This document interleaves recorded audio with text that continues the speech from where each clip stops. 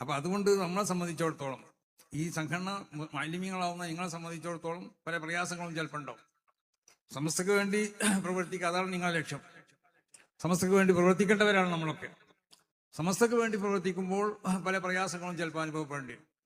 തീർച്ചയായിട്ടും അങ്ങനെയാണല്ലോ. ദീനിന്റെ രംഗത്ത് പ്രവർത്തിക്കുമ്പോൾ നമ്മുടെ മുൻഗാമികൾക്കൊക്കെ പല പ്രയാസങ്ങളും ഉണ്ടായിട്ടുണ്ട്.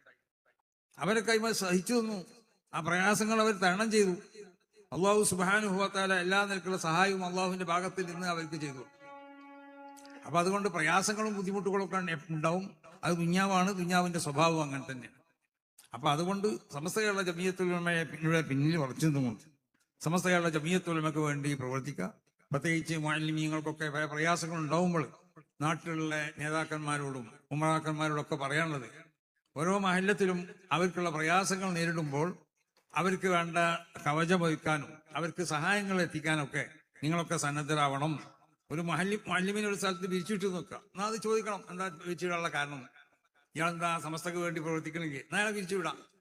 ആ സമസ്തക്ക് വേണ്ടി പ്രവർത്തിക്കാത്തതുകൊണ്ടാണെന്ന് പറഞ്ഞാൽ ഓക്കെ, അതല്ല, അതിന്റെ കാരണം എന്താണെന്നുള്ളത് നമ്മൾ അന്വേഷിക്കണം. അപ്പൊ നാട്ടിലുള്ള ആളുകൾ അവര് മിണ്ടാതിരുന്നാൽ പോരാ. അവര് ഒരു മുഅല്ലിമിനിക്ക് എന്തെങ്കിലും പ്രയാസങ്ങൾ വരുമ്പോൾ ആ പ്രയാസം എന്താണ് അതിന്റെ കാരണം എന്ന് അന്വേഷിച്ച് ആ മുഅല്ലിമിന് വേണ്ട സഹായങ്ങളും സൗകര്യങ്ങളൊക്കെ ചെയ്തു കൊടുക്കാൻ എല്ലാവരും തയ്യാറാവണമെന്ന് നാട്ടിലുള്ള ഉമറാക്കന്മാരോടും മറ്റ് പ്രമുഖ വ്യക്തിത്വങ്ങളോടും വേണ്ടപ്പെട്ട എല്ലാവരോടും പ്രത്യേകമായി കൊണ്ട് ഉണർത്തുകയാണ്. അപ്പൊ അതുകൊണ്ട് ദീനിന്റെ സ്വഭാവത്തിലായി കൊണ്ട് ഇവിടെ നിലനിൽക്കണം. അതിനു വേണ്ടി നമ്മൾ പ്രവർത്തിക്കണം. നമ്മൾ വളരെ മുസ്തഖീമായ തരീഖിൽ കൂടിയാണ് അള്ളാഹു നമ്മൾ സഞ്ചരിച്ചു കൊണ്ടിരിക്കുന്നത്. ആ തരീഖിൽ കൂടി സഞ്ചരിക്കാനാണ് അള്ളാഹു സുബ്ഹാനഹു വ തആല കൽപ്പിച്ചിട്ടുള്ളത്. അന്ന ഹാദാ സിറാത്തീ മുസ്തഖീമ ഫത്തബിഊഹു. ആ വഴിയോട് പിൻപറ്റിക്കൊണ്ട് തന്നെ നമ്മൾ പോകണം. പല വ്യത്യസ്തമാവുന്ന പല റൂട്ടുകളുണ്ടാവും. വലാ തത്തബിഉ സുബുൽ.